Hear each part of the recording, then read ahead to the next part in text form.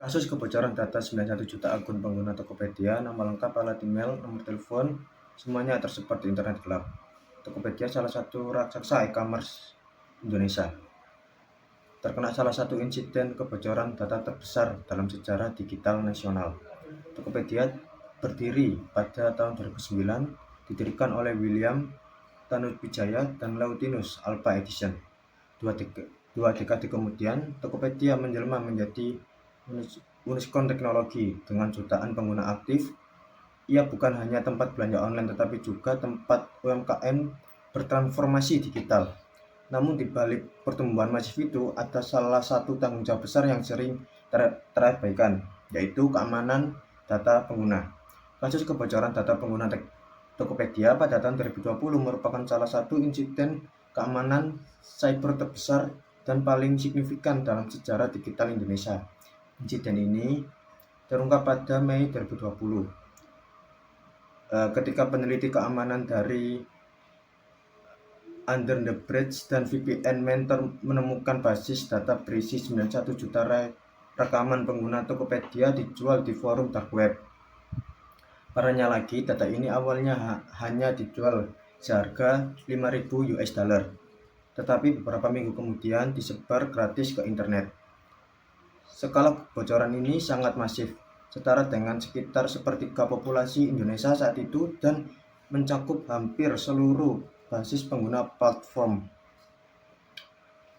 Data yang terekspos meliputi nama lengkap, alamat email, nomor telepon, tempat tinggal, dan tanggal lahir,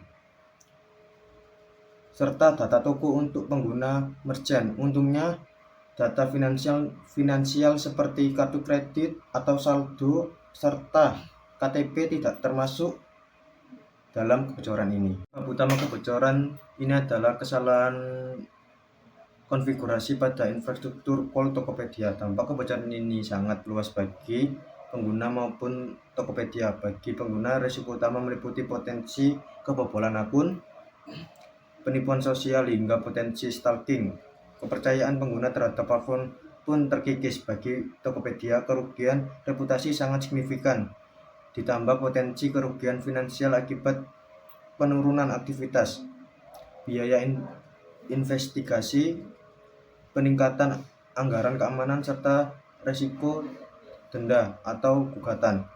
Perusahaan juga menghadapi sorotan dan pemanggilan dari regulasi seperti Kominfo dan OJK. Respon Tokopedia meliputi pengakuan resmi dan permintaan maaf setelah awalnya merespon dengan hati-hati. Langkah mitigasi kunci yang diambil adalah melakukan reset password paksa untuk semua pengguna, menambahkan lapisan keamanan, meningkatkan pemantauan, serta melakukan audit menyeluruh. Tokopedia juga berkolaborasi dengan Bareskrim Polri dan firma keamanan cyber internasional untuk investigasi. Perusahaan menyatakan bahwa data yang bocor adalah data sebelum November 2019. Meski klaim ini dipertanyakan banyak pihak. Lalu bagaimana posisi hukum kasus kebocoran data Tokopedia ini dalam sistem perundang-undangan di Indonesia? Pasal 26 ayat 1 Undang-Undang ITE berbunyi, pengguna setiap informasi melalui media elektronik yang menyangkut data pribadi seseorang harus dilakukan atas persetujuan orang yang bersangkutan. Artinya, saat data pribadi seperti nama, email, atau nomor HP tersebar tanpa izin, hal ini sudah melanggar hak privasi individu. Dan Peraturan Pemerintah Nomor 71 Tahun 2009 tentang penyelenggaraan sistem dan transaksi elektronik menyebutkan bahwa penyelenggara sistem elektronik wajib melindungi data pribadi pengguna dan memberitahu jika ada insiden kebocoran. Ada banyak pelajaran dari kasus ini. Yang pertama, gunakan password yang unik dan kuat untuk setiap platform.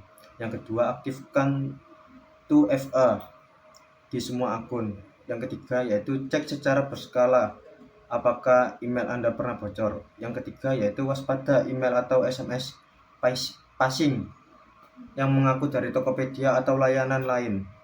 Dan yang tak kalah penting, perusahaan juga harus mulai melihat keamanan sebagai investasi, bukan beban biaya. Di dunia digital, data adalah identitas kita. Ketika data bocor, bukan hanya akun kita yang terancam, tetapi juga reputasi, keuangan, bahkan keselamatan pribadi.